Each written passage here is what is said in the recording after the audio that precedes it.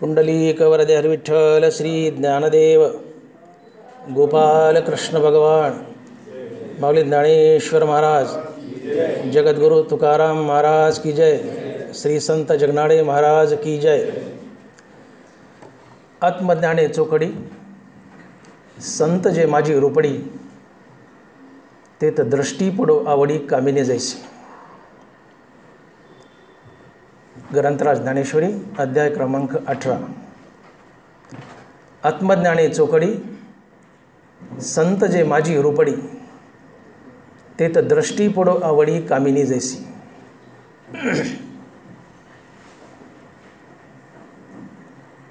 मनुष्य जीवनाचा शेवट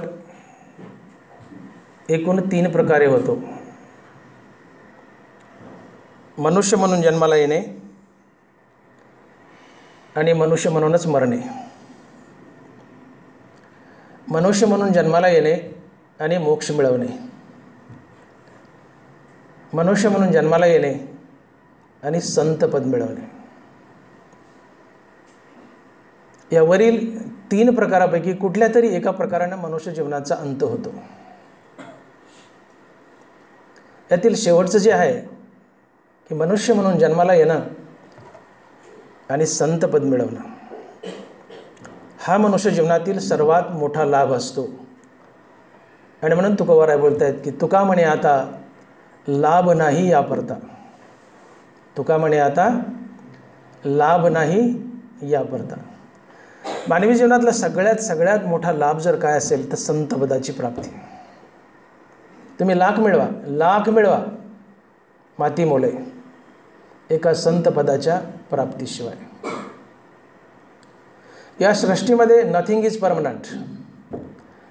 लिसन my sentence carefully. Nothing is permanent except संत अँड भगवंत। नथिंग इज परमनंट एक्सेप्ट संत अँड भगवंत।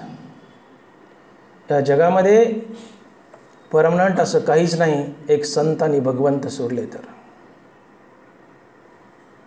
जो काळाला खातो तो संत असतो आणि काळ ज्याला खातो तो साधारण जीव असतो, तुमच्या आमच्यासारखा।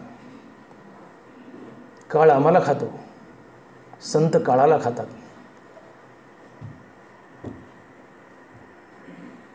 आणि मनुष्य जीवनाचं सार्थक इति कर्तव्यता जर कशात असेल तर मृत्यूवर विजय मिळवणं।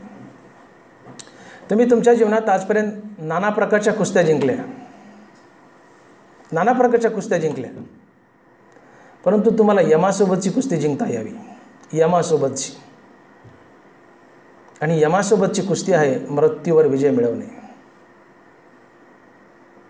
तुका म्हणे आता आम्ही पाय दिला काळाचे माथा।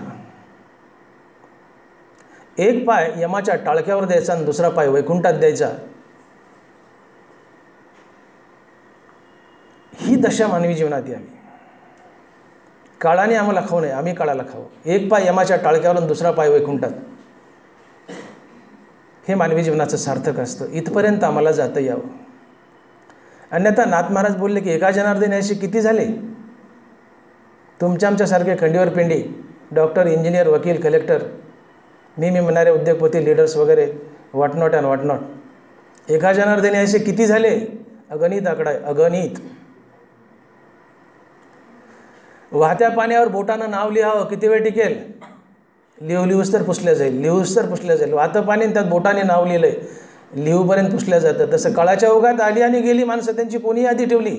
एका जनार्दनी असे किती झाले आमच्यासारखे, तुमच्यासारखे पदाधिकारी? एका जनार्दनी असे किती झाले, कोणी हिशोब ठेवलाय? अगणित आकडा आहे, पण यादी त्यांची ठेवल्या जाते।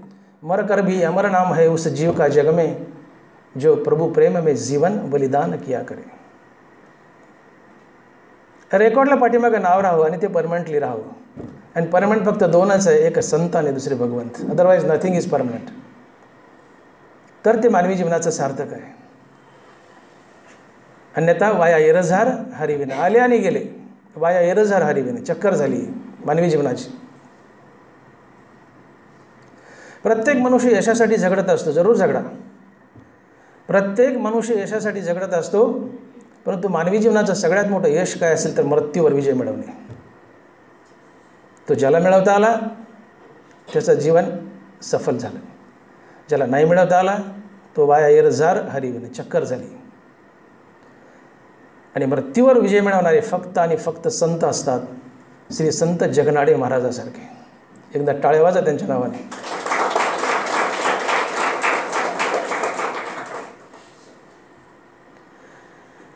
श्री संत जगनाडे महाराज हे तुकोबारायच्या 14 टाळकऱ्यापैकी एक होते. तुकोबाराय कीर्तनाला उभं राहिले की 14 टाळकऱ्यांनी टाळ घेऊन उभं राहायचं. आणि त्यातले तुकोबारायचे सर्वात आवडते शिष्य जर कोण होते ते श्री संत जगनाडे महाराज. तुकोबारायच्या वैकुंठ गमनापर्यंत सावलीसारखं जर त्यांना कोण चिटकून राहिले तर फक्त संताजी जगनाडे. इतर 13 प्रसंगानुसार यायचे, पण संताजी जगनाडे तुकोबारायच्या पाण्याचा गोटे घेत होते. 24 तास तुकोबारायासोबत. तुकोबाराय वैकुंठाला गेले आणि काही दिवसानंतर जगनाडे महाराजांचं देहावसन झालं, वैकुंठ गमन झालं त्यांचंही. ज्यावेळेस त्यांचा दफनविधी चालला संताजी महाराजांचा, प्रेत खड्ड्यामध्ये टेकवलं. प्रेत असं वर यायचं खड्ड्याच्या बाहेर, पुन्हा टेकवलं, प्रेत बाहेर यायचं खड्ड्याच्या बाहेर जमिनीवर. असं 15 वेळेस घडलं. प्रेतातून आवाज आला, माझ्या तुकोबाला बोलवा आणि माझ्यावर मुठभर माती टाका, तरच मी दफन करून घेईल, अन्यथा नाही. प्रेत दफन होईना गेलं. 400 वर्षापूर्वीची गोष्ट आहे.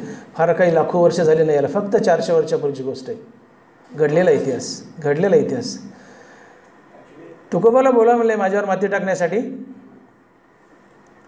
ज्यावेळेस तुकोबाराय आले, साक्षात तुकोबाराय वैकुंठातून आले आणि जगनाडे महाराजांना विनंती केली.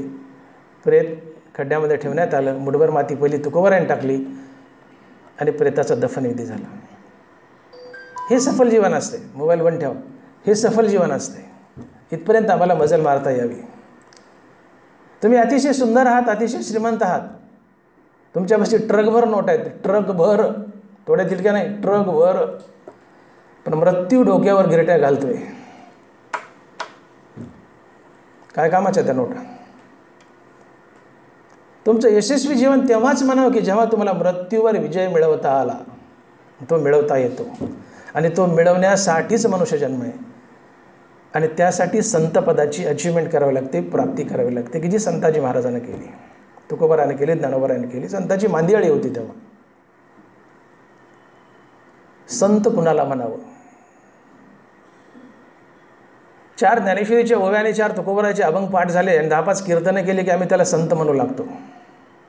ही संत नसतात, ही संत वाङ्मयाची प्रचारक असतात.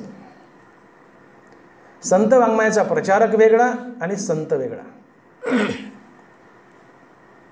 संत हा अतिशय दुर्मिळ असतो. शेकडो वर्षात एखादा संत होतो. शेकडो वर्षात. तुकोबारायचे जे टाळकरी होते त्यात जगनाडे महाराज प्लस निळोबाराय, संत निळोबा महाराज आणि निळोबारायाची शिष्या बहिणाबाई. निळोबारायानंतर या महाराष्ट्रभूमीत किंवा भारतभूमीत किंवा जगामध्ये अजून संत आला नाही. निळोबाराय हे शेवटचे संत. आम्ही कुणालाही संत म्हणतो, पदव्या देतो. They are so called Sant, they are not real संत. तुकोबा आणि निळोबा या गुरु शिष्याच्या जोडीनंतर निळोबा इज द लास्ट संत. त्यानंतर संत नाही आहे. त्यातलेच जगनाडे महाराज, त्या 14 मधले. निळोबाई त्यातलेच.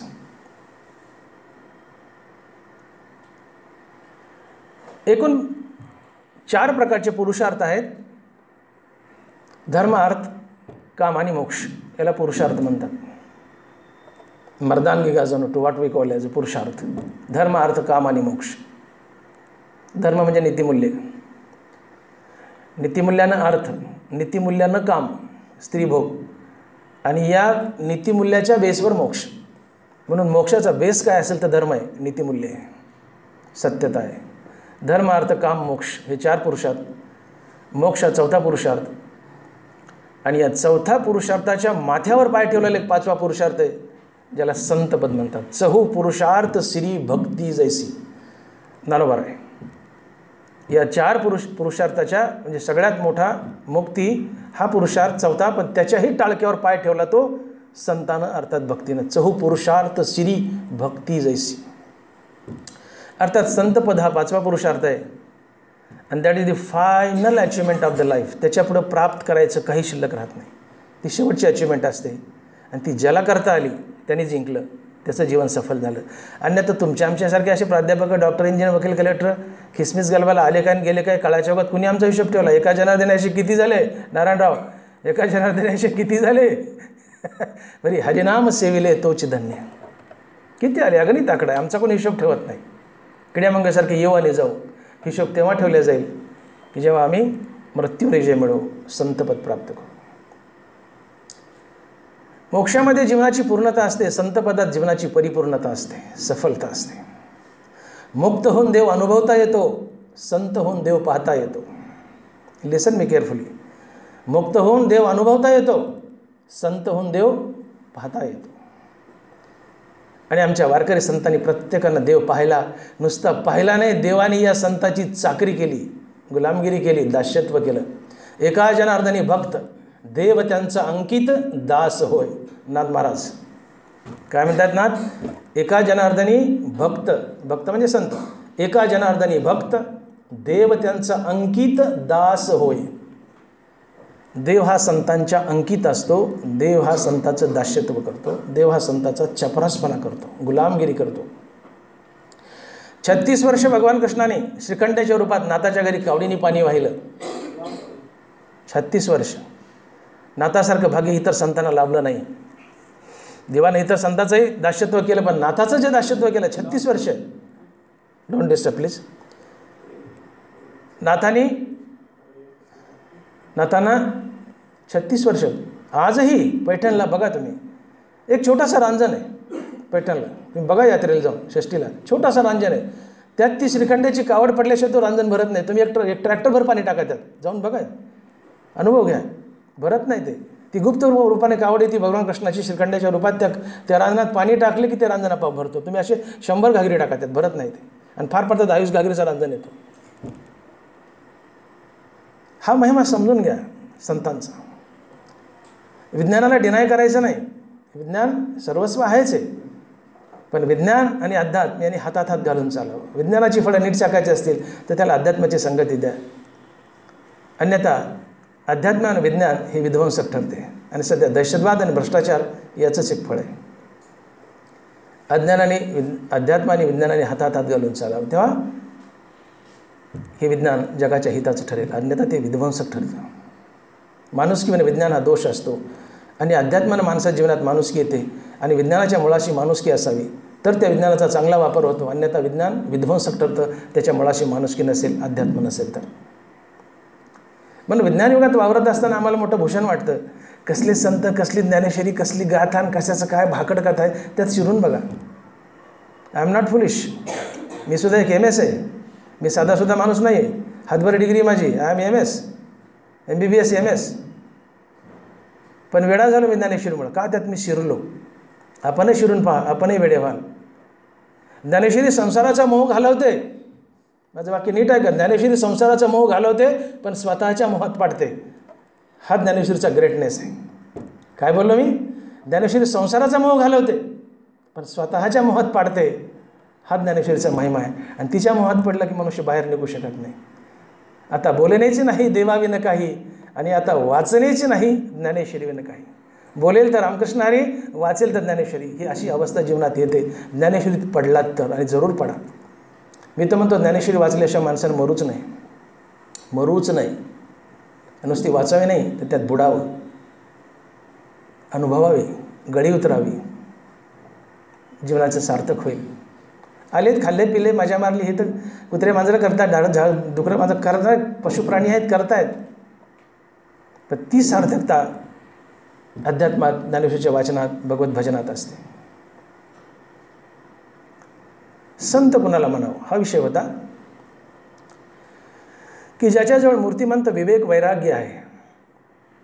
वैराग्य शब्दाचा अर्थ होतो की एका भगवंताच्या नामाशिवाय कशाची आवड शिल्लक न राहणे. एका भगवंताच्या नामाशिवाय कशाची आवड शिल्लक न राहणे म्हणजे वैराग्य. मातीयेचे ढिखळ आणि सोनियाचे निखळ सरिसेची मानी. ज्ञानोबा आहे. मातीयेचे ढिखळ आणि सोनियाची निखळ. 1 किलो मातीचा ढेकूळ आणि 1 किलो सोन्याचा गोळा एकाच नजरेने पाहतो.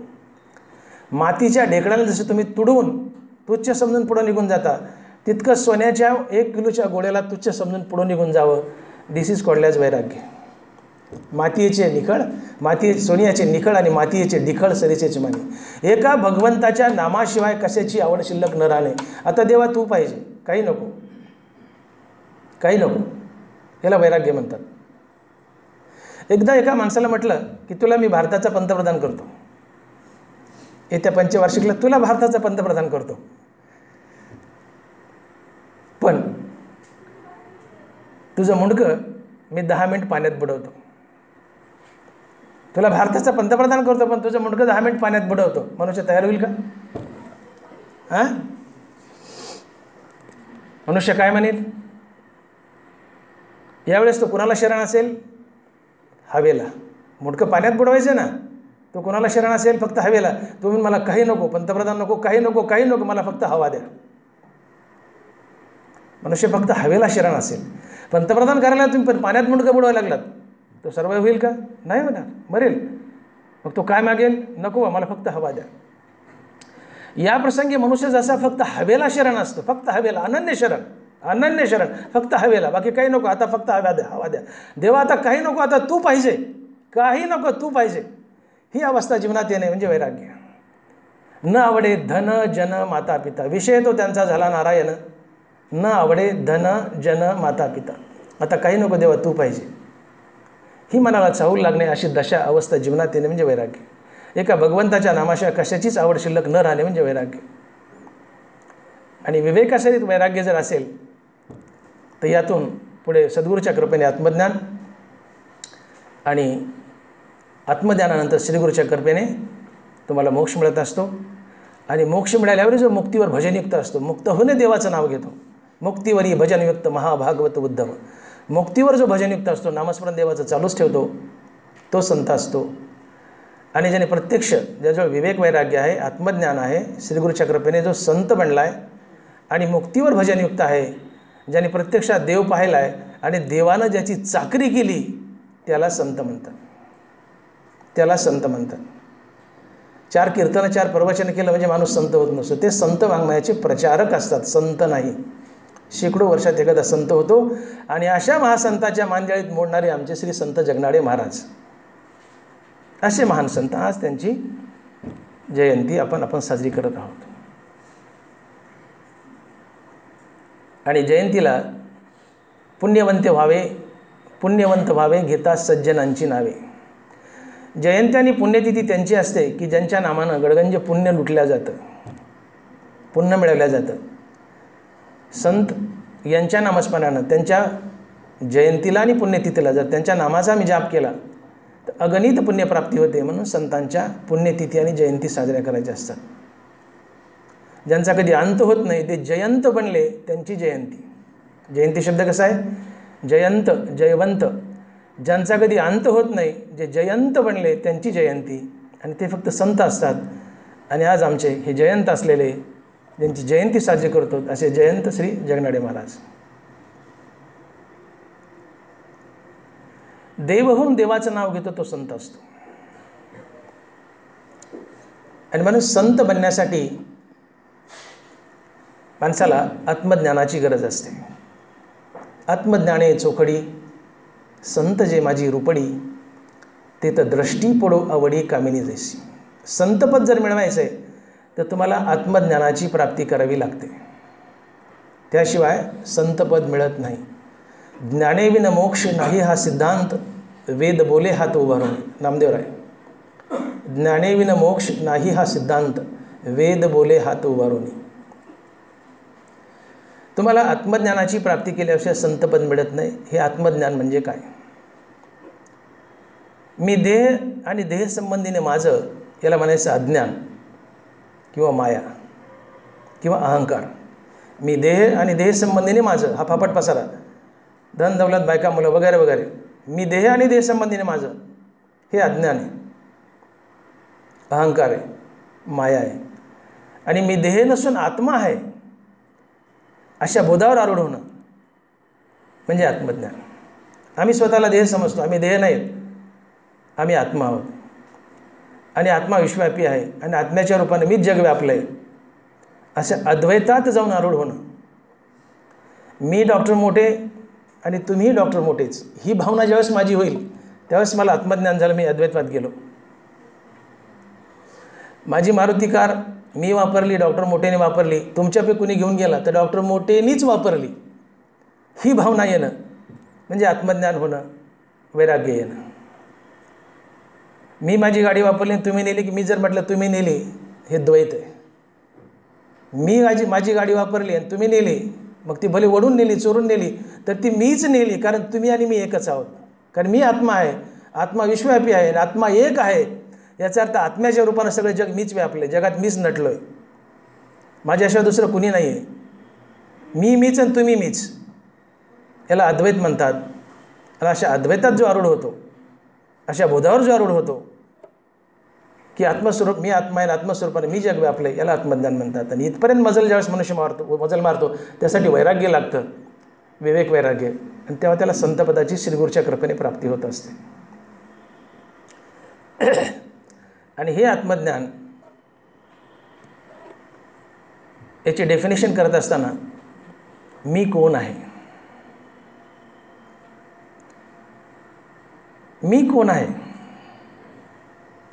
तुम्ही BHMSचे कोणी PGचे स्टुडंट आहात, first year, second year, third year, फायडे कोणी टीचर आहात, कोणी MBBS असतील, MS MD असेल, जे काय असेल ते. तुम्ही फक्त BHMSच आहात का? तुम्ही फक्त MBBSच आहात का? तुम्ही फक्त पुरुषच आहात का? तुम्ही फक्त स्त्रीच आहात का?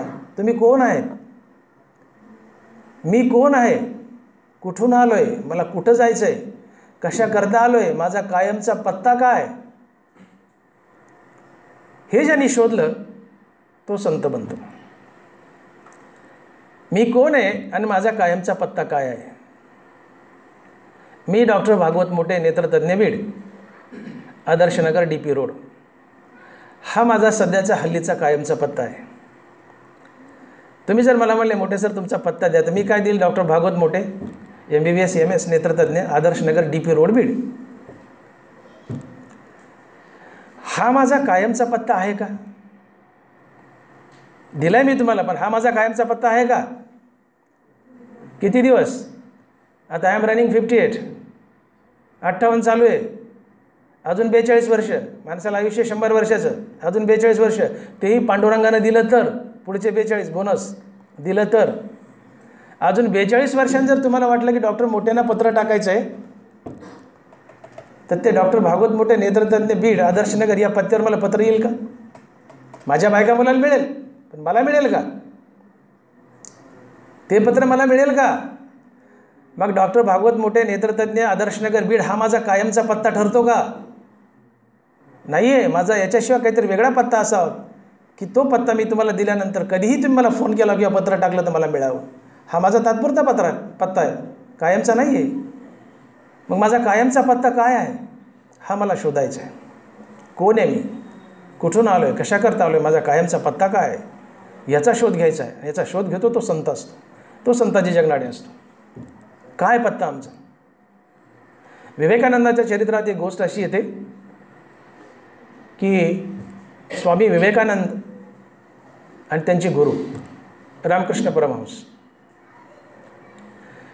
रामकृष्ण परमहंस आणि तुळजापूरची भवानी माता, जिला कलकत्त्यामध्ये काली म्हणतात. विवेकानंद कलकत्त्याचे परमहंस, रामकृष्ण परमहंस आणि काली माता, अर्थात आपली तुळजापूरची भवानी आई, हे दररोज एका ताटात जेवायचे. दररोज, हा नित्याचा क्रम, दररोज एका ताटात जेवायचे. ही गोष्ट, ही वार्ता सगळ्या कलकत्त्यात, पश्चिम बंगालमध्ये पसरली. असाच एक धनिक सेठजी त्याच्या कानावर गेलं की परमहंस आणि भवानी माता एकत्र एका ताटात जेवत आहेत. काना पण जाऊन त्यांना विनंती करावी आणि एखाद्या दिवशी मातेलाही आपल्या घरी बोलून घेऊन आपल्या ताटात किंवा आपल्या घरी तरी जेवून मातेने जावं. हा मनुष्य स्वामीकडे गेला, परमहंसाकडे, आणि म्हणले महाराज माझ्या असं असं कानावर आलं आहे, खरं आहे का? म्हणले खरं आहे. खरं आहे म्हणले. म्हणले मग एक दिवस मातेला, भवानी मातेला माझ्या घरी जेवायला पाठवा ना. म्हणले पाठवतो, त्यात काय? म्हणले पाठवा ना. म्हणले तुझा पत्ता सांग. म्हणले MIDC, Shri oil mill, Beed. आणि मला तुझ्या कारखान्याचा पत्ता झाला, तुझा सांग पत्ता घरचा. म्हणजे माळीवेस सुभाष रोड बीड, अरे हा घरचा पत्ता झाला. आता कलकत्त्याचे पत्ते माहीत नाही म्हणून मी बीडचा सांगायलो आहे. सुभाष रोड माळीवेस बीड, अरे हा तुझ्या घरचा पत्ता झाला, तुझा पत्ता सांग. म्हणजे आता माझा पत्ता काढला, याच्यापुढं माझा पत्ता मला माहीत नाही. म्हटले मग जा, ज्या दिवशी तुला तुझा पत्ता माहीत होईल त्या दिवशी माझ्या वसिल्याची गरज नाही आहे. भवानी माता स्वतःहून येईल आणि तुझ्या ताटात जेवेल. माझ्या वसिल्याची गरज पडणार नाही, फक्त तू तुझा पत्ता शोध. काय आमचा पत्ता? मी तो वासुदेव तत्वता कळो येईल विचारिता. कोण आहे मी? मी तो वासुदेव तत्वता कळो येईल विचारिता. ज्ञानोबा बोलतोय, मी तो वासुदेव कृष्णता. मी विश्वव्यापी आत्मस्वरूप वासुदेव श्रीकृष्ण आहे. कोण आहेत आम्ही? आम्ही माणसं नाही आहेत, आम्ही देवच आहोत. पण अहंकारात बद्ध झाल्यामुळे माणसं झालोत. हा अहंकार गाळला, अहंकार गेला, तुका म्हणे देव झाला. रामकृष्ण नामाच्या साधनेने अहंकार मारायचा, गाळ्याच्या खाली देवच उरतो. देव प्लस अहंकार बरोबर जीव. आणि साधनेने रामनामाने अहंकार मारायचा. आता देवातून अहंकार वजा केला, खाली फक्त देव उरतो. म्हणजे आम्हीच देव होतो, वेगळा देव प्राप्त करण्याची गरज नाही. याला म्हणतात नराचं नारायण बनणं. आम्ही वासुदेव आहोत, कृष्ण आहोत, आत्मस्वरूप आहोत, विश्वव्यापी आहोत. मी तो वासुदेव तत्वता कळो येईल विचारिता. हा आमचा कायमचा पत्ता आहे. आत्मस्वरूप विश्वव्यापी वासुदेव श्रीकृष्ण, आत्मस्वरूप. म्हणून आमचे दोनच पत्ते ठरतात, एक तर विश्वव्यापी आत्मस्वरूप वासुदेव श्रीकृष्ण किंवा स्मशान. दोनच पत्ते ठरतात, विश्वव्यापी आत्मस्वरूप वासुदेव श्रीकृष्ण किंवा स्मशान. कोणत्या पत्त्यावर उतरायचं हे ज्याचं त्यांनी ठरवायचं, ज्याचं त्यांनी ठरवायचं कोणत्या पत्त्यावर उतरायचं. आमचा कायमचा पत्ता आहे आत्मस्वरूप वासुदेव श्रीकृष्ण. तो जर नाही गाठता आला तर आमचा कायमचा पत्ता ठरतो स्मशान. स्मशान. एक साधू हिवाळ्याचे दिवस उन्हाला बसलाय, बाजूला 10-5 भक्तगण बसलेत आणि अध्यात्मावर चर्चा चालली आहे.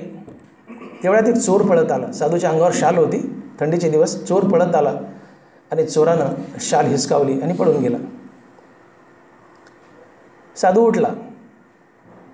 चोर गावाच्या दिशेने पळाला आणि साधू उलट्या दिशेने पळू लागला की जिकडे स्मशान होतं. सभोवताली बसलेली माणसं हसू लागले. म्हणजे काय साधू महाराज, तुम्ही वेडे आहेत का? चोर गावाच्या दिशेने पळाला आहे आणि तुम्ही उलट्या दिशेने पळत आहेत, आणि तुम्ही पळतायत तिकडे स्मशान आहे. अशाने चोर गटायचं कसं उलट्या दिशेने पळाल्यावर? साधू म्हणला, बाबांनो तुम्ही बोलताय बरोबर आहे, तुम्ही बोलताय हे मला कळत आहे, पण तो तरणा ताटा आहे, मी म्हातारा आहे. आज मी किती पळत होतो मला घटणार नाही. मग काना मी त्याच्या कायमच्या पत्त्यावर जाऊन बसू की त्याला कधी ना कधी त्या पत्त्यावर यावंच लागेल.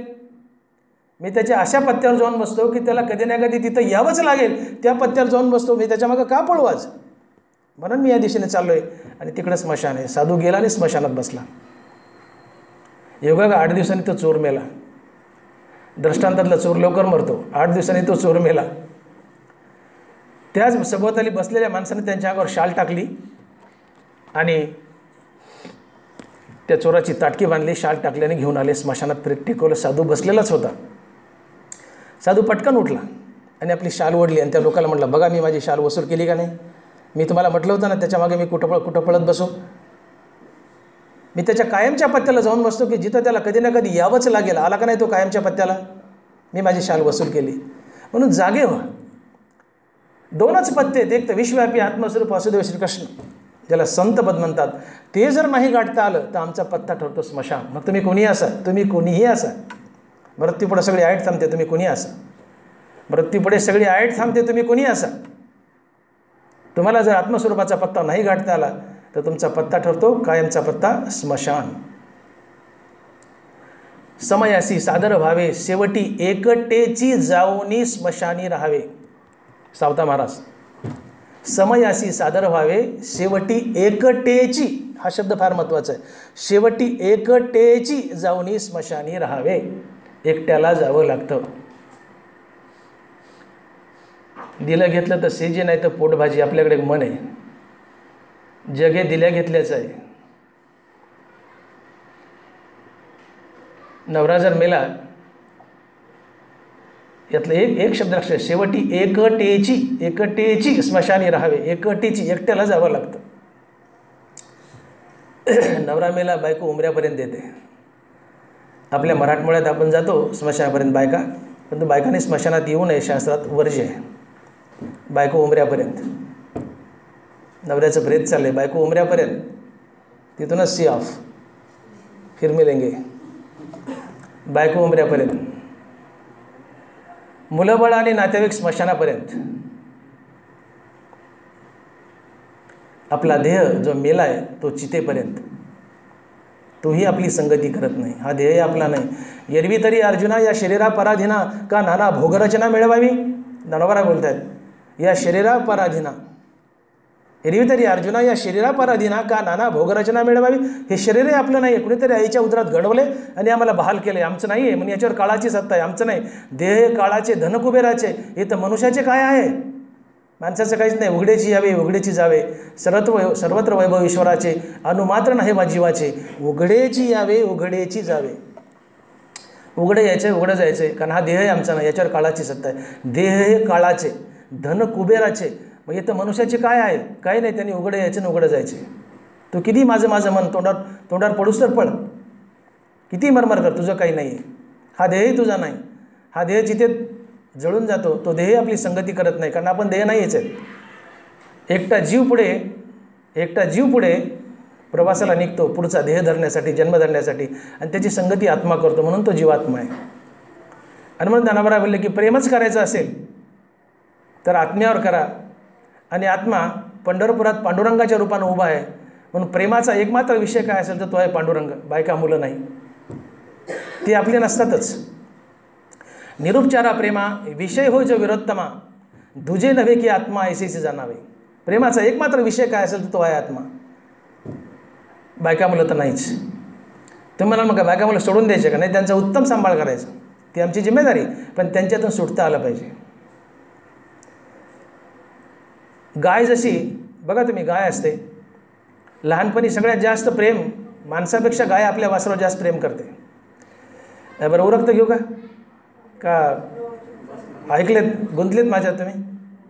कारण हे लांबलं तर अजून अर्धा तास लांबेले. इफ यू आर इंटरेस्टेड, मी पुंडली म्हणून मोकळा होतो.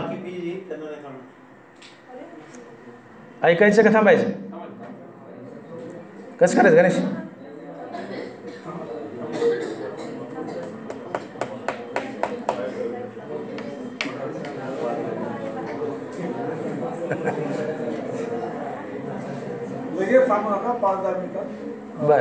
बरं ओके एक 15 मिनटं चालेल 15 मिनटं. तुम्ही म्हणाल पांडुरंग परमात्मा जर प्रेमाचा विषय आहे, बायका मुलं नाही, तर बायका मुलांना काय सोडून द्यायचं का? नाही, त्यांचा उत्तम सांभाळ करायचा, पण त्यांच्यातून आम्हाला सुटता आलं पाहिजे. जगात मला सांगा, आपल्या अवलादीवर संततीवर सगळ्यात जास्त प्रेम करतं कोण करतं? गाय. बघा तुम्ही, बाईचं आपल्या मुलावर जेवढं प्रेम आहे त्याच्यापेक्षा कितीतरी अनंतपटीनं प्रेम गाईचं आपल्या वासरावर असते. बाईचं लेकरू आणि गाईचं वासरू गोठ्यात बंद आहेत, गोठ्याला कुलूप आहे, गोठ्याला आग लागली, बाई नुसती रस्त्यावर बोंबलेल, माझ्या बाळाला वाचा, तर त्या नाचेल, पण आगीत शिरायची नाही. गाय तसं करत नाही. शिंगानं दार मोडेल, त्या वासराचा दोर तोडेल, वासराला अलगद बाहेर घेऊन येईल. जगात सगळ्यात जास्त प्रेम आपल्या संततीवर कुणाचं असेल तर गाईचं, सगळ्यात जास्त, पण गाईचं जास्त, असं ज्ञानोबा राय म्हणतात. वत्सावरुणी धेनुचे स्नेह राना नवचे, ज्ञानोबा राय. पण हीच गाय सगळ्यात जास्त आपल्या संततीवर प्रेम करणारी गाय. ज्यावेळेस त्या गाईचा वासरू ज्यावेळेस बैल होतो 3-4 वर्षांनी, मोठा बैल गाडी उडत असतो, गाय डोंगरावरून चरून आली आणि तिचंच वासरू बैल झाले, आणि त्या बैलाची बैलगाडी त्या गाईला आडवी आली, तर ती गाय त्या वासराकडे डुंकूनसुद्धा पाहत नाही की एकीकडे मी तुझी आई होते, ओळखसुद्धा देत नाही. जगात सगळ्यात जास्त प्रेम करणारी गाय वासरावर, पण त्याचा बैल झाल्यावर ती त्याला ओळखसुद्धा देत नाही की मी तुझी आई होते. गाय जशी आपल्या संततीची आसक्ती हळूहळू कमी करते, तसं आम्हाला आमच्या संततीची आसक्ती हळूहळू कमी करता यावी. अन्यथा ज्याची तुझं गुंती, याच्यात आम्ही गुंतो, ज्याची तुझं गुंती ते मोकलती तुझं अंती. यमाचे हाती बांधून या देती, भूषणेही घेती काढून या. दुपारा मेला तर म्हणतात उरका अंधार पडाल, अलग लक्षामध्ये. सकाळी मेला तर उरका उरका उरका ऊन होईल, गडबड असते. प्रेत बाहेरी घालीजे हे असो हातो क्षाळी जे कश्मळा ते. सुंदर बिल्डिंग आहे, मोठा मालक आहे, कोट्याधीश आहे. एकदा प्रेत पडले की ते अशुभ असतं. ज्ञाना बरोबर, प्रेत बाहेरी घालीजे हां हे असो हाते क्षाळी जे कश्मळा ते. उचला उचला, चला चला चला, ऊन होईल अंधार होईल, ऊन होऊन अंधार होईल. ज्याच्यासाठी जगलाय ते तुम्हाला मोकलतात. ज्याची तुझं गुंती ते मोकलती तुझं अंती. यमाची हाती बांधून या देती, भूषणेही घेती काढून या. तुकोबार आहे. गुंजवर सोनं अंगावर ठेवत नाहीत, शुधू शुधू काढतात. ज्याच्यासाठी जगलाय. तुमचा सर्वात मोठा शत्रू जर कोण असेल तर जग नाही, तुमची संपत्ती आणि तुमची बायका मुलं.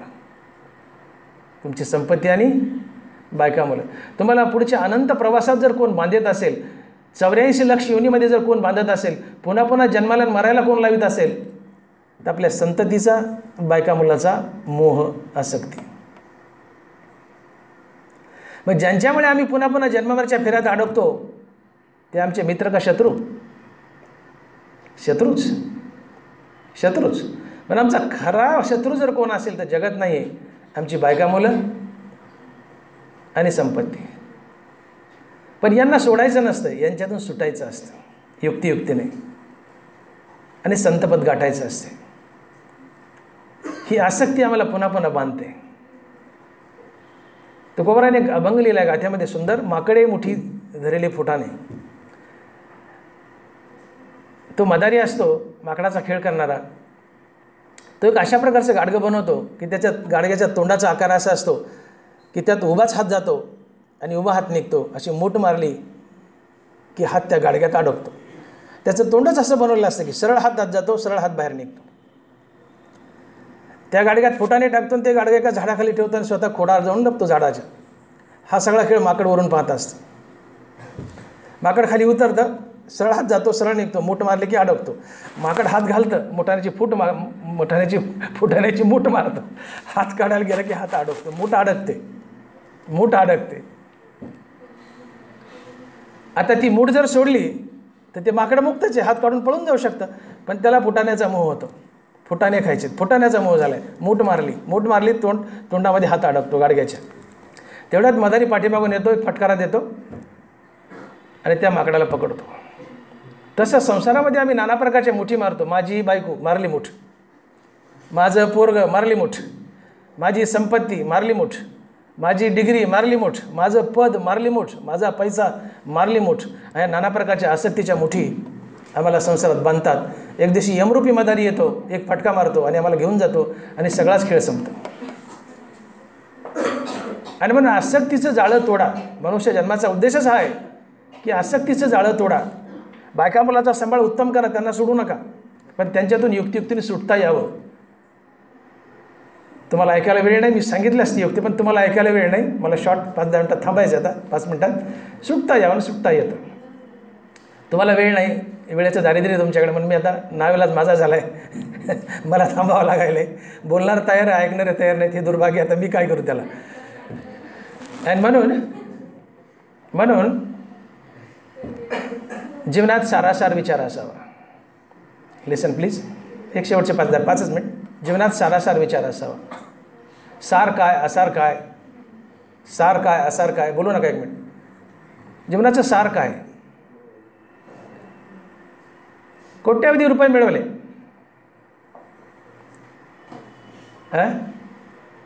कोट्यावधी रुपये मिळवले, हे सार ठरतं का?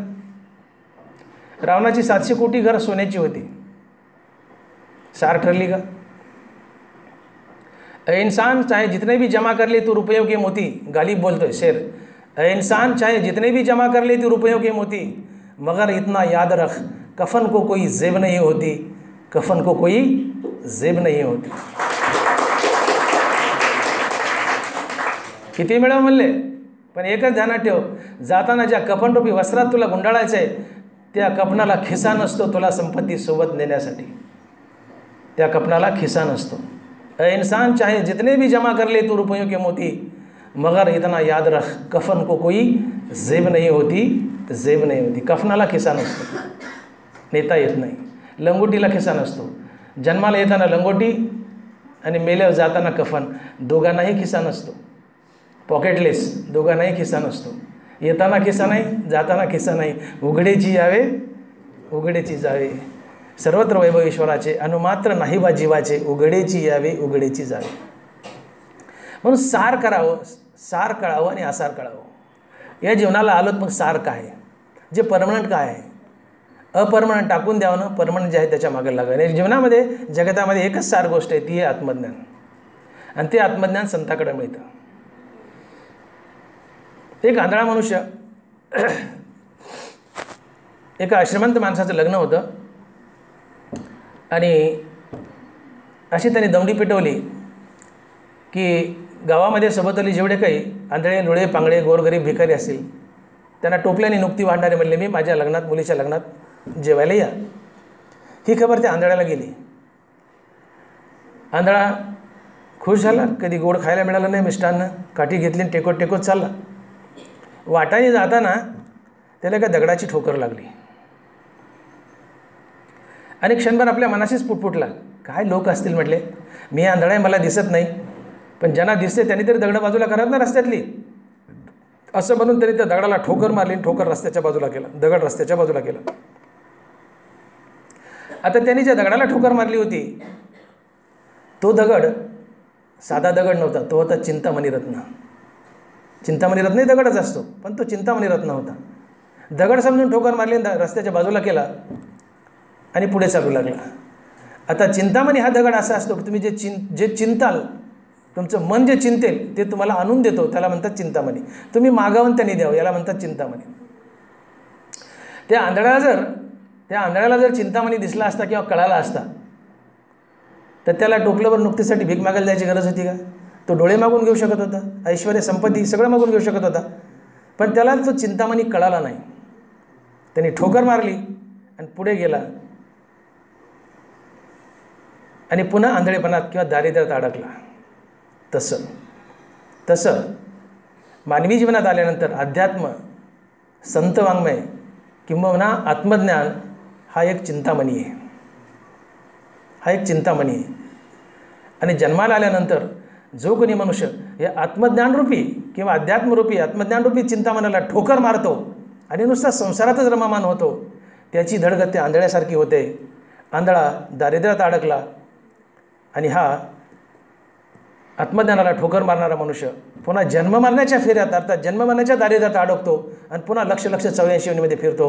म्हणून ज्ञानोबा बोलत आहेत, ग्रासू एका अन्नासाठी अंधू धावत आहे किरीटी, आढळीला चिंतामणी पायी लोटी आंधळेपणे, तैसे ज्ञान जो सांडोनी जाये तया ऐशी हे दशा आहे, म्हणून किजे ते केले नव्हे एका ज्ञाने विना. एक घासभर नुकतीसाठी आंधळा जसा त्या चिंतामणीला ठोकर मारून पुढे निघून गेला आणि जन्म आंधळेपणात किंवा दारिद्र्यात पुन्हा अडकला, तसं आत्मज्ञानरूपी चिंतामणीला तुम्ही जन्माला आले ना, आत्मज्ञानाच्या मागे लागले नाही, संतपदाच्या मागे लागले नाही, संतपदाला किंवा आत्मज्ञानाला ठोकर मारली तर तुमची गती आंधळ्यासारखी होते. तुम्ही पुन्हा तो दारिद्र्यात अडकला, तुम्ही पुन्हा जन्ममानाच्या फेऱ्यात अडकता आणि तुमचं जीवन वाया इरजार हरिविना असं होतं. जन्माला येऊन काही किंमत राहत नाही, मातीमोल होतं. म्हणून तुम्ही काही मिळवा, मातीमोल आहे शिवाय एक आत्मज्ञानाच्या. तसे ज्ञान जो सांडवणी जाये तया ऐशी हे दशा आहे, म्हणून किजे ते केले नव्हे एका ज्ञाने विना. एक आत्मज्ञान किंवा एक संतपद सोडलं आणि ते तुम्हाला मिळवता आलं नाही तर तुम्ही काहीही मिळवलं नाही. तुम्ही कितीही मोठ्या पदावर जा, तुम्ही कितीही मोठ्या पदावर जा, ग्रास गिळी सत्ता नाही हाती. हो, काळ्या नळाच्या तोंडी लाविली लोणियाची उंडी, माशी पाक पाकडी तो वेसरे. ज्ञानोबा आहे, एक मोठा लोण्याचा गोळा आहे आणि तो प्रखर विस्तवात टाकलाय, किती वेळ लागतो वितळायला? लोण्याचा गोळा विस्तवात टाकलाय निखाऱ्यात, किती वेळ लागेल? अहो टाकूस तर वितळतो. काळ्या नळाच्या तोंडी लाविली लोणियाची वंडी, माशी पाक पाकडी तो वेसरे. माशीला पंख फडफडायला वेळ कमी लागतो, इतक्या क्षणात देह संपतो, एका क्षणात देह संपतो. ग्रास गिळी सत्ता नाही हाती. हातात घेतलेला घास तोंडापर्यंत नेण्याची आमची सत्ता नाही आहे. हातात उचललेला घास हातात राहतो आणि आम्ही फिनिश होतो. इतकं क्षणिक आहे मनुष्य जीवन.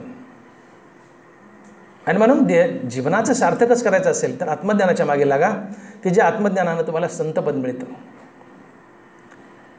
आणि म्हणून संत आणि संत शरणागती शेवटच्या 2 मिनिटात की आत्मज्ञाने चोकडी संत जे माझी रूपडी ते तर दृष्टी पडू आवडी कामिनी जैसी. अर्जुनाला भगवान बोलत आहेत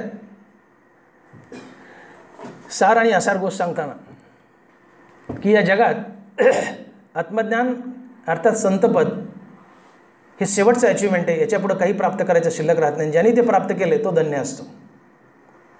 ते तुला प्राप्त करायचे तर तू संत शरणागती कर. आत्मज्ञाने चोकडी संत जे माझी रूपडी ते तर दृष्टी पडो आवडी कामिनी जैसी. कामिनी म्हणजे सुंदर तरुण मुलगी. कामिनी शब्द नरवाराचा शब्द आहे. ते तर दृष्टी पडो आवडी कामिनी जैसी. देखणी सुंदर तरुण मुली म्हणजे कामिनी. एखादी तरुण सुंदर रूपवान मुलगी रस्त्यानं चालली, नरवाराचे शब्द आहेत. सुंदर देखणी मुलगी जर रूपवान मुलगी रस्त्यानं चालली तर तिच्यावर नजर थांबत नाही. त्या रूपाची ताकद असते. ती तुमची किती डोळे बंद करा ते रूप तुमची नजर खेचूनच घेतं. म्हणूनच आपल्याकडे लोक गाडीवर वळवळ बघतात, मागे वळवळ बघतात गाडीवर. हा दोष त्या माणसाचा नसतो, त्या रूपाची ताकद असते. त्या रूपाची ताकद आहे. त्या रूपात ताकद आहे, तुमची नजर खेचूनच घेते. बरोबर ते तर दृष्टी पडो आवडी कामिनी जैसी. देखणी सुंदर मुलगी रस्त्यानं चालली तिच्यावर जशी तुमची अपाद मस्तक प्रेमळ नजर पडते तशी संतावर नजर पडू द्या. संतावर नजर पडू द्या. मग ते तुम्हाला आत्मज्ञान देतील आणि संतपद देतील. आणि म्हणून संत शरणागती. कारण संतपदाशिवाय मोक्ष नाही आहे आणि ते आत्मज्ञानाशिवाय मोक्ष नाही आणि ते आत्मज्ञान फक्त संतच देऊ शकतात. जसा MD MS मनुष्य दुसऱ्याला MD MS देऊ शकतो किंवा PhD मनुष्य दुसऱ्याला PhD देऊ शकतो. तुम्ही MDला अपियर आहेत आणि तुमचं जर गाईड नुसतं BHMS असेल तर तो MD देऊ शकतो का? ॲटलिस्ट तो MD तरी पाहिजे ना. तुम्हाला MD द्यायला MSMD जसा दुसऱ्यांना MSMD देऊ शकतो किंवा PhD दुसऱ्यांना PhD देऊ शकतो तसं जो आत्मज्ञानी आहे तोच इतरांना आत्मज्ञान देऊ शकतो. आणि संत जगात फक्त आणि फक्त संत आत्मज्ञानी असतात. आणि म्हणून संताची शरणागती कर ते तुला आत्मज्ञान देतील. आणि म्हणून ते ज्ञान पैगा बरवे जरी मणी अतिया नावे तरी संता या भजावे सर्वस्वेसी. अर्जुना तू संत शरणागती कर. तुला संत बनायचे. संत बनणं ही फायनल अचिव्हमेंट आहे. त्याच्यापुढे काही प्राप्त करायचं राहत नाही. जगातलं सर्वात मोठं पद संतपद आहे. पुन्हा जन्म नाही मरण नाही वैकुंठात राहायला मिळतं आणि स्वइच्छेने पुन्हा खाली यायचं. अवतार कार्य करायचं स्वइच्छेने वर जायचं. त्याला जन्म नाही मरण नाही. त्याला कुठली बाइंडिंग नसते. वैकुंठात राहायचं. इच्छा झाली खाली यायचं. तुकाराम महाराजासारखा अवतार धरायचा संत कार्य करायचं निघून जायचं. पुन्हा 84 लक्ष नाही काही नाही स्वइच्छेने आम्ही वैकुंठवासी आलो याचं कारणाशी. स्वइच्छेने मनुष्य जन्म धरता येतो संताला. त्याला जन्म नाही मरण नाही. पण त्यासाठी तुम्हाला आत्मज्ञान प्राप्त करावं लागतं. ते आत्मज्ञान फक्त संतापाशी असते. आणि संतपद मिळवणं हे मनुष्य जीवनातील सर्वात मोठी अचिव्हमेंट किंवा प्राप्ती असते. आणि ती मिळावी आत्मज्ञान आणि संतपद मिळावं एवढ्यासाठी आम्हाला संताची शरणागती करायची. म्हणून सार आसार या गोष्टीचा विचार करा. संपत्ती आसार असते याचा अर्थ ती कमवू नये असं नाही मला म्हणायचं. जरूर कमा. शरीरानं फिजिकली तुम्ही संपत्तीतच राहा पण मनानं मेंटली भगवंताशी राहा. यातलं सार काय आसार काय ओळखा. आजपर्यंत जगामध्ये जे आले ते सगळे संपत्तीच्या मागे लागले. संपत्तीने किती साथ दिली. बायका मुलांनी किती साथ दिली. अलग लक्षामध्ये आपल्या वडिलाचे पित्र असेल तर बायकोला सांगावं लागतं की आज तुझ्या बापाचे पित्र आहेत काढतो फोटोन घे पुसून. बायको सांगते आपल्याला. आपल्या ध्यानात पण असते की आपले वडील आज या तारखेला गेलेत म्हणून. बायको सांगते अहो साहेब आज पित्र आहेत ते काढा फोटो घ्या पुसून. आम्ही आमच्या बापाची किती आठवण ठेवली म्हणून आमचे मुलं आमची आठवण ठेवणार आहेत. आणि म्हणून संत टहापडून सांगतात कवनाचे मायबाप कवनाचे गणगोत मृगजळ होतं जायलेला यातून सुटा. यांना सोडायचं नाही. यांचा उत्तम सांभाळ करायचा पण यातून सुटायचे. आणि ते कसं सुटायचं आता तुम्हाला वेळ नाही मग सांगत नाही. फक्त सुटायचं एवढं ध्यानात धरा. आणि म्हणून सार गोष्ट आहे. शेवटचा 1 मिनिट. सार गोष्ट आहे की विवेक वैराग्य आत्मज्ञानाची प्राप्ती त्यातून श्रीगुरूची भेट आणि संतपदाची प्राप्ती आणि भगवत दर्शन आणि भगवंतानं आपली चाकरी करावी इथपर्यंत जायचं आहे. ही सफल जीवन असते आणि ते संतानं प्राप्त केलेलं असते. म्हणून जगात सर्वात महान जर कोण असेल तर ते संत असतात. आणि म्हणून आज या पवित्र दिनी श्री संत जगनाळेजी महाराज यांच्या जयंतीच्या निमित्तानं आम्ही जमा झालो आहेत. आणि महाराजांना आम्ही वंदन करून त्यांच्या चरणी आमचं मस्तक ठेवून मस्तक ठेवून महाराजांना आम्ही विनंती करू की महाराज आम्हाला सुबुद्धी द्या. आम्हाला रामकृष्ण नामाचा जाप करण्यासाठी ज्ञानेश्वरी वाचण्यासाठी त्या दिशेने आम्हाला ओढा. ज्ञानेश्वरीची आणि भगवंताच्या नामाची गोडी लागू द्या. आणि एक ना एक दिवस हळूहळू आम्हाला तुमच्यासारखं संत बनवा, एवढीच प्रार्थना त्यांच्या चरणी करा. आज ना उद्या तुम्ही संत बनवू शकता. मला सांगा, एक दगड आहे फोडायला घेतला, एक दगड आहे फोडायला घेतला, 9 घाव मारले, फुटला नाही, आणि 10व्या घावाला फुटला. त्याचा अर्थ पहिले 9 वायाला गेले का? 10व्या घावाच्या यशाची तयारी ठरले. तसं या जन्मात आम्ही संताकडं आणि ज्ञानेश्वरीकडं भक्तीकडं तोंड फिरवलं, भले या जन्मात आम्ही संत बनलो नाहीत, पुढच्या 10व्या जन्मात बनू, पण आम्ही तोंड फिरवले त्या दिशेने, ही आजची भक्ती व्हायला जाणार नाही, ती उद्या कधी ना कधी कामी येणार आहे. म्हणून महाराजांच्या चरणी साष्टांग दंडवत घालून, महाराज आम्हालाही ज्ञानेश्वरीची नामाची गोडी लागू द्या आणि तुमच्यासारखं संत बनवा, एवढी प्रार्थना करून आपण शेवटला पूर्ण रामदेव पुंडलिक वरदे हरी विठ्ठल श्री ज्ञानदेव गोपाल कृष्ण भगवान माऊली ज्ञानेश्वर महाराज, जगद्गुरु तुकाराम महाराज की जय, श्री संत जगनाडे महाराज की जय. विठ्ठल विठ्ठल विठ्ठल विठ्ठल विठ्ठल विठ्ठल विठ्ठल विठ्ठल विठ्ठल. आता विश्वात्मके देवे येणे वाग्यज्ञ तोषावे, तोषो निमज द्यावे, जे कळांची व्यंकटी सांडो, तया सत्कर्मी रती वाढो, भूता परस्परे पडो, दुरितांचे तिमिर जाओ, विश्वस्वधर्म सूर्य पाहो, जो जे वांछील तो ते लाहो, वर्षत सकळ मंगळी, ईश्वर निष्ठांची मांदियाळी, अनवरत भूमंडळी, चला कल्पतरूचे आरव, चेतना चिंतामणीचे गाव, बोलते जे अर्णव, चंद्रमे जे अलांछन, मार्तंड जे तापहीन, सोय रे हो तू किंबहुना सर्व सुखी, पूर्ण हो निती लोकी, भजी जो आदिपुरुखी, आणि ग्रंथोपजीविये विशेषी लोकी, द्रष्टा द्रष्ट विजय, एथ म्हणे श्री विश्वेश्वरावो, हा होईल दान पसावो, येणेवरे ज्ञानदेवो, सुखिया झाला येणेवरे ज्ञानदेवो, येणेवरे ज्ञानदेवो. पुंडलिक वरदे हरी विठ्ठल श्री ज्ञानदेव गोपाल कृष्ण भगवान माऊली ज्ञानेश्वर महाराज, जगद्गुरु तुकाराम महाराज की जय, श्री संताजी जगनाडे महाराज की जय.